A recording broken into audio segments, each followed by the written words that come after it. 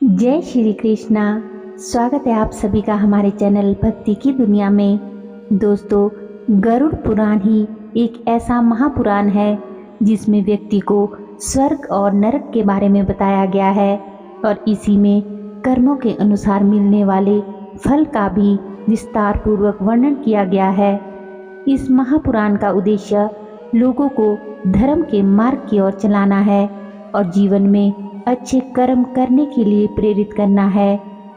इसीलिए गरुड़ पुराण में बताई गई बातों का जो व्यक्ति अनुसरण करता है उसका जीवन सफल होता है और ऐसे लोगों को मरणोपरांत भगवान श्री हरि विष्णु के चरणों में स्थान प्राप्त होता है। गरुड़ पुराण में मनुष्य द्वारा किए गए कर्मों के बारे में बताया गया है कि किन कामों को करने से मनुष्य मृत्यु के बाद सद्गति को प्राप्त होता है और किन कामों को करने से वह घोर पाप की श्रेणी में जाता है।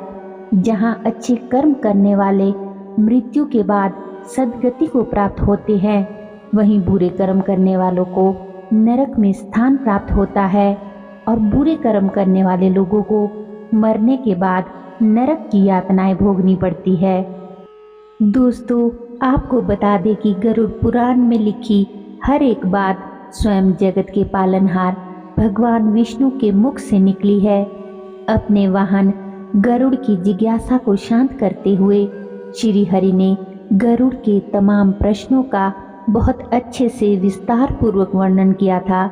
गरुड़ पुराण उन्हीं सवालों और जवाबों का संकलन है। गरुड़ पुराण में कुछ ऐसे कामों के बारे में बताया गया है जिसे महापाप की श्रेणी में रखा गया है। संसार में जितने भी पाप कर्म है वे इन 5 पाप के वर्ग से बाहर होते ही नहीं है। इन कामों को करने से व्यक्ति की आत्मा को मरणोपरांत नरक में स्थान तो मिलता ही है, साथ ही उसे बहुत सी भयानक रूह को कंपाने वाली यातनाओं को भी भोगना पड़ता है। शिव पुराण, स्कंद पुराण और कर्म पुराण में भी इन 5 महापापों का वर्णन किया गया है। तो दोस्तों, आइए आज हम जानते हैं कि ऐसे कर्मों के बारे में जिन्हें किसी भी मनुष्य को करने के बारे में सोचना तक नहीं चाहिए। इन कामों को महापाप माना गया है और ये पाप मनुष्य को जीवित रहते हुए भी बर्बाद करते हैं और मरने के बाद भी मनुष्य की दुर्गति करते हैं।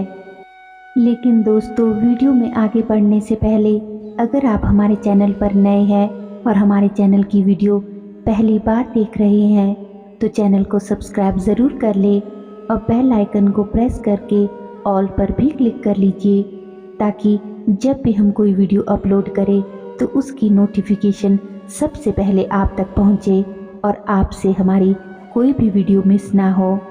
तो चलिए वीडियो में आगे बढ़ते हैं।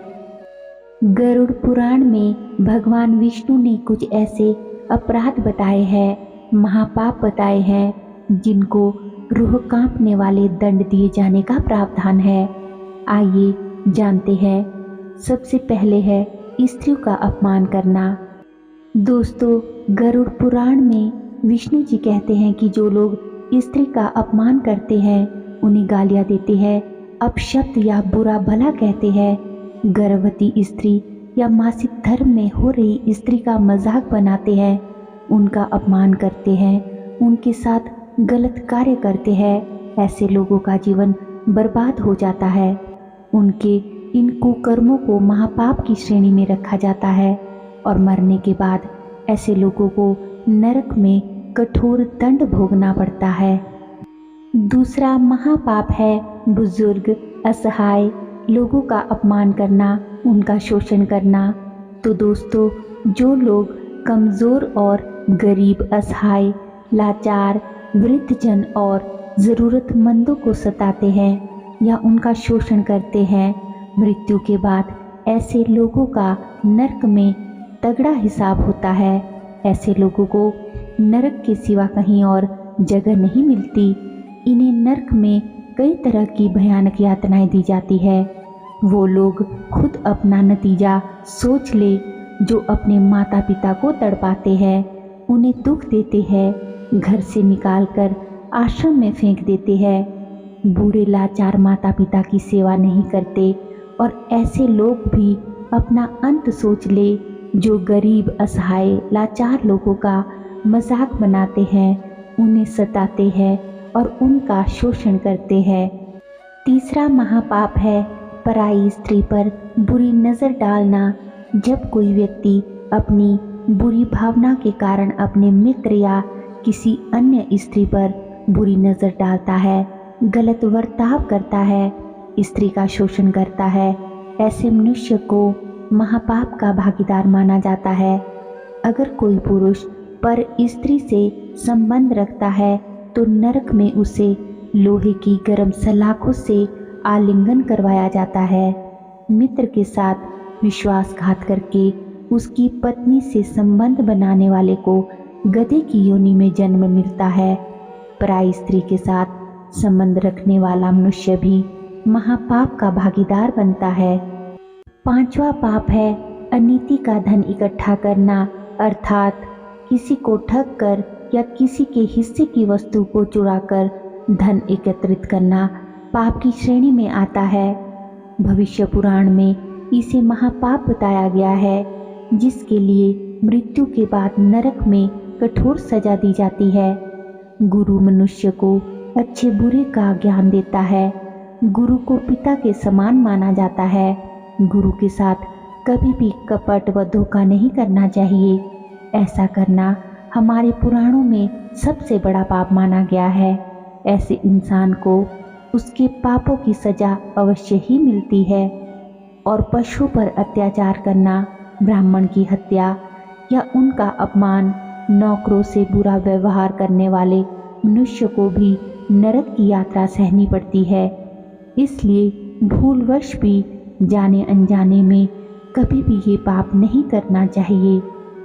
जो मनुष्य दूसरों की वस्तु हड़पने या चुराने की कोशिश करता है वह पापी माना गया है। चोरी करने वाले इंसान या ऐसे काम में साथ देने वाले को भी नरक में दुख भोगना पड़ता है। जीव हत्या भी सबसे बड़ा पाप है और अनावश्यक हरे पेड़ों को काटना भी पाप है। हिंदू शास्त्र के अनुसार पेड़ पौधों में भी प्राण होते हैं और सूर्यास्त के बाद वे विश्राम करते हैं। इस प्रकार इस समय पेड़ पौधों के किसी भी भाग को छूना नहीं चाहिए।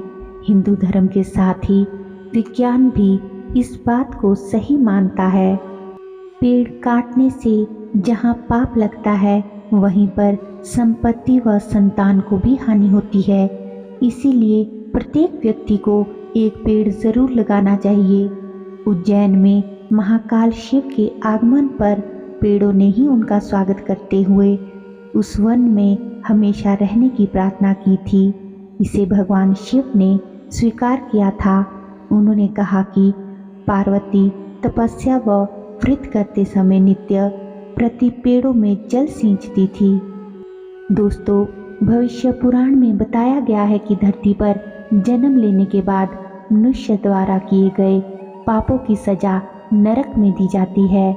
हर अपराध व पाप के लिए वहाँ सजा निर्धारित है जिसे पापी को भोगना ही पड़ता है। इसलिए किसी भी मनुष्य को इन पापों को करने से बचना चाहिए। इन पापों को करने के बारे में सोचना तक नहीं चाहिए। दोस्तों, अगर वीडियो ज़रा सी भी अच्छी लगी हो तो वीडियो को अपने दोस्तों के साथ ज़्यादा से ज़्यादा शेयर करें। और अगर अभी तक भी आपने चैनल को सब्सक्राइब नहीं किया है तो सब्सक्राइब ज़रूर कर ले। तो चलिए मिलते हैं अगली वीडियो में। तब तक के लिए आप सभी अपना ख्याल रखिए, खुश रहिए और अपने जीवन में आगे बढ़ते रहिए। धन्यवाद। जय श्री कृष्ण।